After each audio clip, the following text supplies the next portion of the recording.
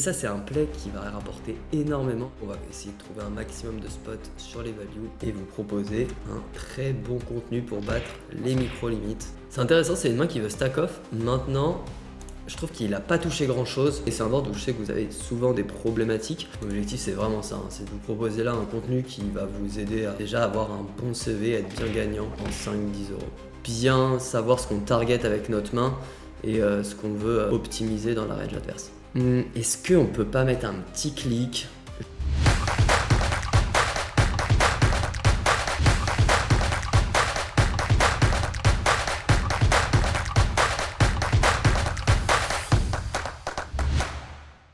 Ok, donc on est parti pour cette session. Donc je vais jouer 2 tables, comme ça je vais vraiment avoir le temps de vous parler un petit peu de mes plays. À droite, j'ai open 3x, ça me va, une main qui va être très contente de jouer comme ça. Et maintenant, je vais essayer de prendre un maximum de value. Mon objectif, ça va être de stack off. Bon, on n'est pas très content. Je me dis que s'il a des bluffs, je vais juste le laisser. Donc je vais call et je vais stack off ici. Il a dame 8. Donc ce spot, il est très intéressant tout de suite d'identifier qu'on veut stack off dès le flop avec notre main contre ses profils en 5 euros. Ici, pareil, je vais avoir une main qui va vouloir stack off, je vais faire tout de suite 3x. C'est important de faire grossir le pot parce que post-flop, on va vouloir prendre un maximum aussi et il y a beaucoup de situations où on ne pourra pas faire trop cher avec notre main.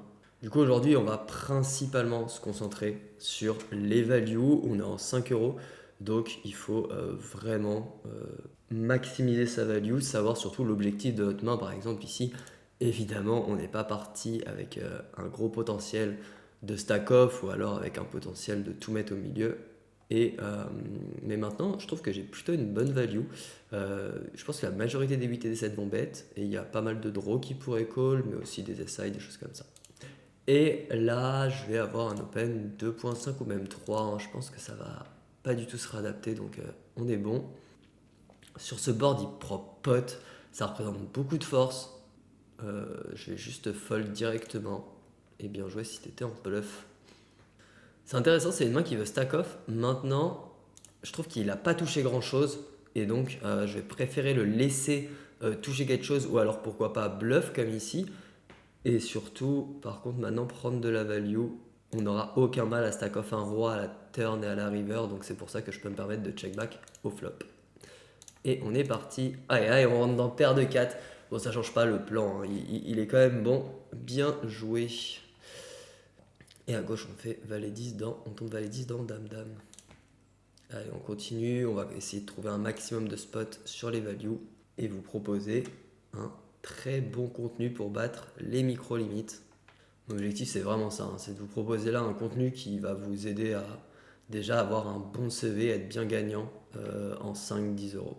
Là, ça a donc bet pot, principalement des trash ou des values. Ça change pas grand chose ici, pas trop d'intérêt à raise. Je vais pas vouloir m'isoler, je veux garder tous les trash.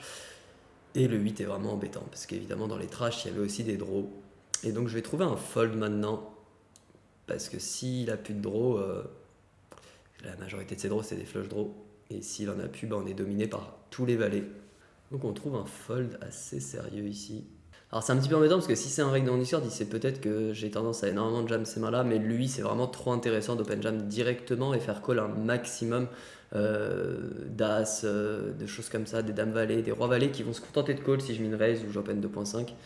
Donc c'est un excellent combo à open jam directement, c'est des points qui font vraiment la différence, surtout sur ses limites. Bien savoir ce qu'on target avec notre main et ce qu'on veut optimiser dans la range adverse. Et là on a une belle paire de 7. Un petit peu comme tout à l'heure, ce qui va être intéressant avec paire de 7, ça va être de faire fold 8 et 10, des mains comme ça. Pourquoi pas faire call des As6, As5, As4 qu'on va complètement crush. Les PP inférieurs qui pourraient être just call de temps en temps. Et les PP supérieurs qui nous la mettent évidemment. 10-10 par contre a beaucoup moins d'intérêt à jam. Tout simplement parce qu'on va pas trop faire fold des 4 au-dessus. Alors évidemment le jam est quand même ok parce que notre adversaire va call des mains qu'on domine. Mais pourquoi pas laisser lui 3 bêtes un petit peu. Malheureusement il tombe pas dans le truc. Et lui surtout défendre des combos qu'on va totalement dominer avec 2 undercards. On n'a pas envie de faire fold 8 et 7 pour le coup, 9 et 7, des mains comme ça avec 10-10. Donc du coup j'aime bien le min raise. Et on a Jojo qui fold malheureusement. Je vais faire 2.5 avec cette main. Ici on a un jam. Et vient ce board As-Roi Valet, évidemment pas un board qui nous fait rêver. Et c'est un board où je sais que vous avez souvent des problématiques. Pour autant, ici, on va pas être trop inquiet pour l'instant, mais on n'a pas d'intérêt à jouer un énorme pot. On n'est pas là pour faire un gros pot, donc je vais check. On continue sur les run-out catastrophiques. Pareil, hein, ici, pas d'intérêt. Je préfère check et pourquoi pas call à la river. Il pourrait bet un petit peu tous ces trash. Donc je pense que je trouverai un call river sauf gros sizing. Bon, ici, il n'y a pas de question à se poser. Et il nous retourne 4 et 3. Donc c'était important sur ce board de ne pas paniquer et de juste pas faire grossir trop le pot avec une main qu'on n'a pas envie. On va call avec Roi 6. Bon, le seul bluff qu'il nous a fait, lui, c'était un petit bluff. Du coup, s'il commence à bet cher, on va être assez vigilant. Ce qui est intéressant, c'est que c'est pas du tout, mais alors pas du tout son board. Ma main se joue bien en call, elle se joue, vu son size, plutôt bien en raise. Je vais la jouer en call, j'ai un petit peu trop d'équité, s'il me rejam, c'est un peu embêtant. Là, il continue à faire small. Évidemment, je vais call, combo draw, avec un petit peu de showdown en plus. Et on fait une belle flush. Alors, c'est une flush assez particulière, il en a plein qui peuvent me dominer. Est-ce qu'on peut pas mettre un petit clic, juste lui faire call? Il peut avoir essayé de me mill des double paires, des trucs comme ça. Je vais juste faire un clic au-dessus, j'ai peur de me cut de m'isoler contre que des cœurs qui me dominent. Et c'était une top paire qui a milk flop et turn, intéressant. Je vais pas hésiter à size up ici, 2.5. Toujours, toutes les adaptations pré-flop, c'est essentiel. Et surtout, la value, on le dira jamais assez, mais le poker, c'est un jeu de value, c'est un jeu d'équité. Et donc, c'est vraiment ça qui est important. Bon, là, on fait full, pas très intéressant, mais c'est toujours sympa. Ok, on se retrouve. Intéressant, on a déjà fait un size up tout à l'heure, donc on va pouvoir continuer à faire 2.5. Il pourrait être un petit peu CS, mais non, pas cette fois. Et à gauche, là, ça fait plusieurs fois que je 2.5. J'aime bien continuer du coup. Parfois, quand on fait plusieurs fois le même play, les mecs commencent à faire n'importe quoi. Donc la dynamique peut être intéressante. À droite, je me suis fait check raise. J'ai bet tout simplement pour faire fold tous les combos entre le valet et le 10. Et là, il a push. Du coup, je pense qu'il peut avoir beaucoup de trash ici. Je vais call. En plus, on a des super cotes. Et là, on rentre dans un spot juste magnifique. Je vois beaucoup de draws. Les as vont avoir du mal à fold, je pense. Et river, il pourra avoir beaucoup de run-out qui calment l'action, même avec un as. Du coup, je vais quand même raise tout de suite. Mon but, faut pas oublier, c'est de stack off. Dommage. Et je suis pas sûr que même les trash fassent un énorme bluff sur ce board river, donc je préfère tout de suite faire ça. Ici, je vais pouvoir jam ou je vais pouvoir tenter un truc, c'est d'ISO ultra cher, du style 9BB et m'isoler contre des mains qui vont m'intéresser. Et ça, c'est vraiment des plays assez limites. Ça, c'est vraiment ultra important. Et derrière, ça fait n'importe quoi. Donc là, on va se contenter de call pour lui, potentiellement le laisser faire n'importe quoi. Et voilà.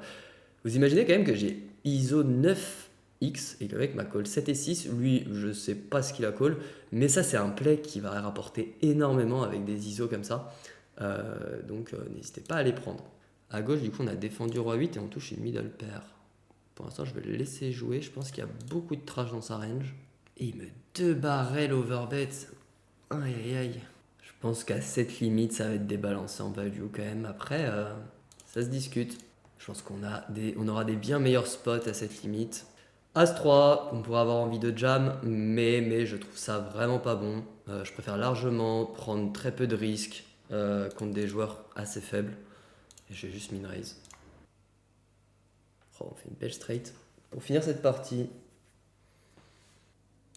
Allez, on y est avec Roi-Dame par contre. Un min raise très bizarre à se dire, mais bon.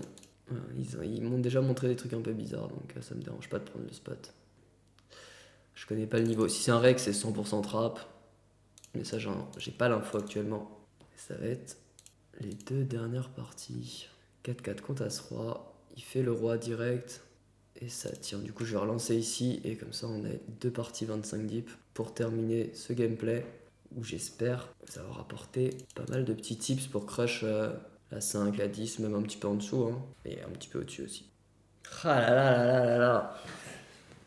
La table est juste magnifique. 4-4, c'est la limite. 5-5, je fold pas. 4-4, je vais trouver un fold qui peut être assez martien.